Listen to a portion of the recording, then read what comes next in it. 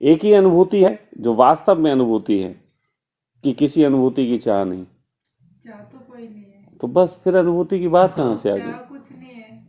मैं कहता हूं कि अनुभूतियों की चाह खत्म हो जाए, फिर जो हो वो प्रसाद, और वो भी अनुभूतियों को मत अटकिए। दो ही बात परमात्मा, जो आप जिसको अनुभूतियां कहते हैं ना, असल में जब तक वो आपको हो रही हैं, जब तक वो आपको हो रही हैं, समझ लेना मन की चालाकियां हैं।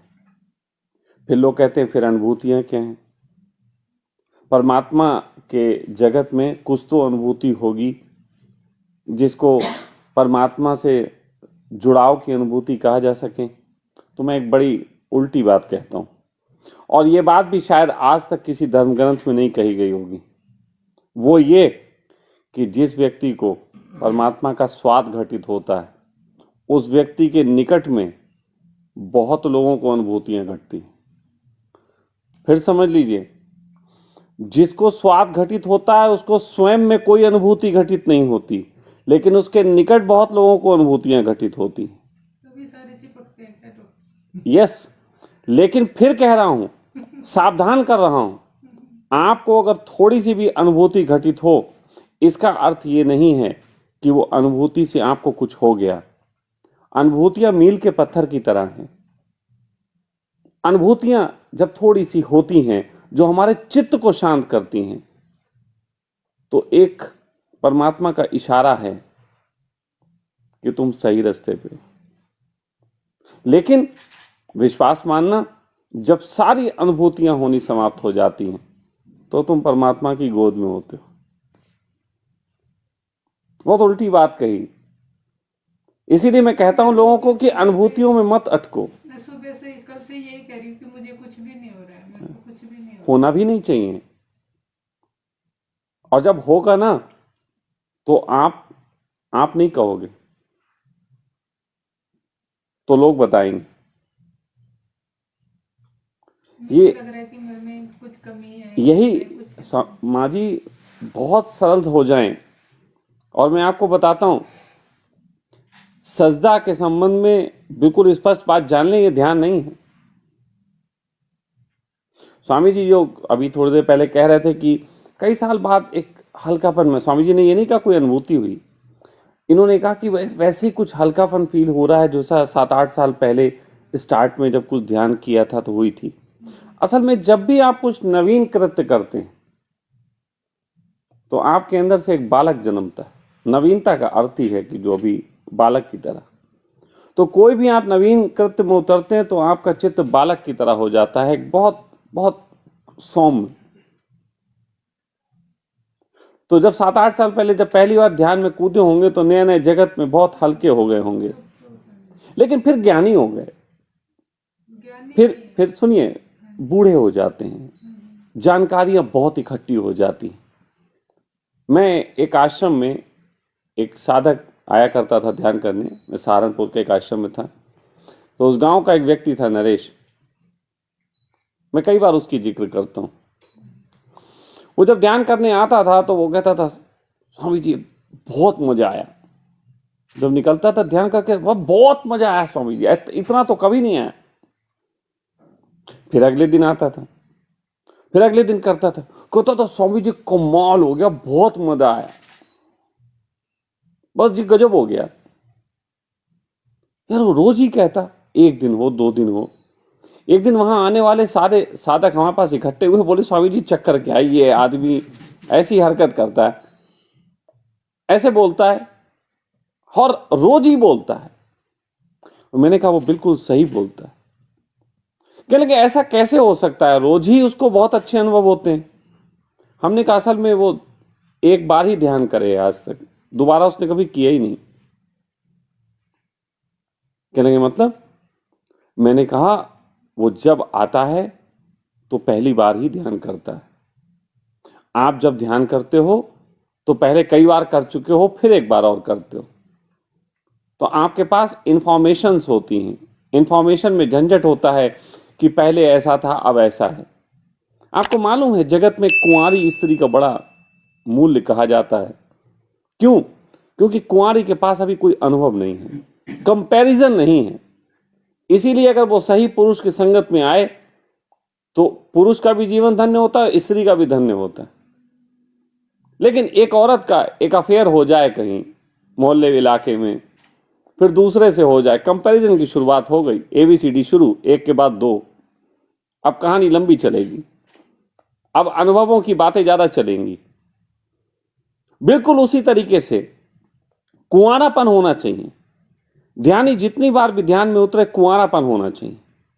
स्वामी जी आज इनको थोड़ा सा फिर जो फील हुआ, उसका और कोई कारण नहीं है। उसका कारण यह है कि बालक होने की तरफ फिर से धक्का दिया। अगर मैं ज्यादा बड़े बोल ना बोलूं तो मैं ये कहूं कि गर्भ से निकले थे तो जीवन पाया था, जब सजदे में प्रवेश किया तो वापस गर्भ की यात्रा शुरू कर दी। और ये गर्भ की यात्रा इतनी गहरी है कि जिस प्रकार परमात्मा से तुम एक शुक्राणु में और शुक्राणु से एक गर्भ में आए, उसी प्रकार अगर तुम सजदे में झुकते रहे तो एक दिन वापस परमात्मा में लीन हो जाओगे। सौम्यता इतनी होनी चाहिए। लेकिन जानकारियां बूढ़ी बना देती, जानकारियां बूढ़ा कर देती हैं इंसान को। जानकारी से भरा हुआ आदमी ज्यादा उमंगों वाला नहीं होता, वो भयभीत होता है। लेकिन हमारे हिंदू धर्मों में एक बड़ी कीमती बात कही गई, और वो थी वृद्धावस्था। वृद्धावस्था का अर्थ बूढ़ा होना नहीं होता है। वृद्धावस्था का अर्थ होता है कि हम में जानकारियां तो बहुत हैं, लेकिन चित्त हमारा बच्चे की तरह सौम्य। कई बूढ़े ऐसे देखने को मिल जाते हैं जो अपने नाती पोतों में खो जाते हैं और कहते हैं कि नाती और पोता हो तो दादा और नाना से बहुत हिलता है। अगर सही में उनके पास बूढ़े होते वक्त सौम्यता रही और वृद्धावस्था घटी तो बालक उनके साथ बात करना पसंद करेंगे। तो इसलिए मैं आपसे कहूंगा, सारी जानकारियों को हटा के, सारी जानकारियों को हटा के सहज हो, और जैसे प्रथम बार बालक की तरह जीवन में आए उसी तरीके से जब भी ध्यान में प्रवेश करें वैसे ही करें। आप सोचेंगे मेरी दिक्कत दूसरी, जैसे आपने आज दिन में बताया, मेरी दिक्कत दूसरी, मेरी जरूरत दूसरी। मैं आपसे फिर कह रहा हूं, एक बार उसके टच में तो जाओ। सारी दिक्कतों का आरंभ और समापन वही है। कहीं से भी पकड़ लो।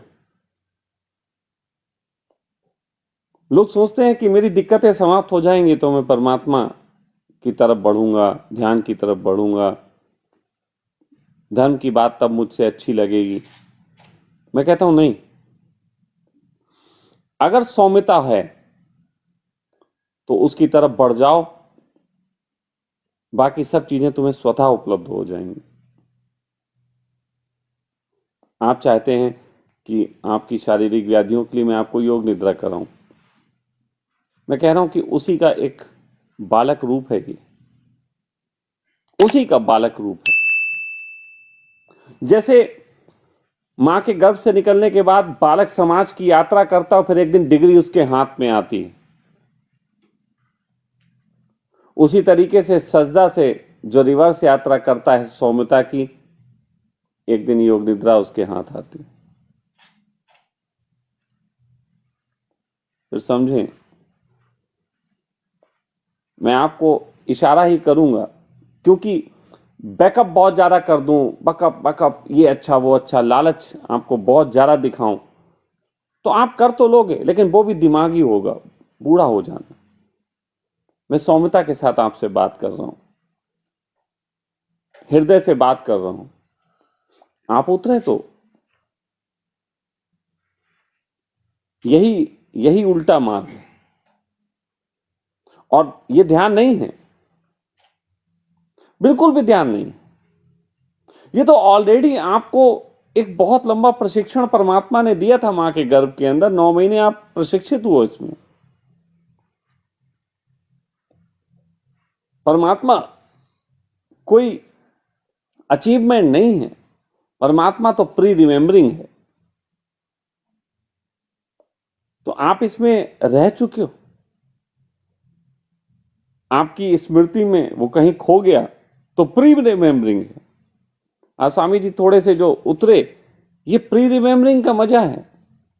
और मैं आपको बताऊं, ये इतना सहज है कि इसे कोई भी शारीरिक व्याधि वाला व्यक्ति भी इजीली कर सकता है। इसके बहुत ढंग हैं। अगर कोई पीड़ा आती हो तो वो ढंग आपको पूछने चाहिए, जो बताते हैं आपको वो भी ढंग बताएंगे कि उस पीड़ा के बावजूद इसे कैसे किया जा सके। तो फिर आप हैरान रह जाओगे कि आपको किसी प्रकार की अनुभवों की मांगे भी नहीं रहेंगी। ये एकमात्र मैंने ऐसा स्वाद जाना है जीवन में कि जिसके बाद किसी अनुभव की मांग नहीं रह जाती, क्योंकि इसमें आपकी इंद्रियां शामिल नहीं होती हैं, इसमें आपकी इंद्रियां शिथिल पड़ती हैं।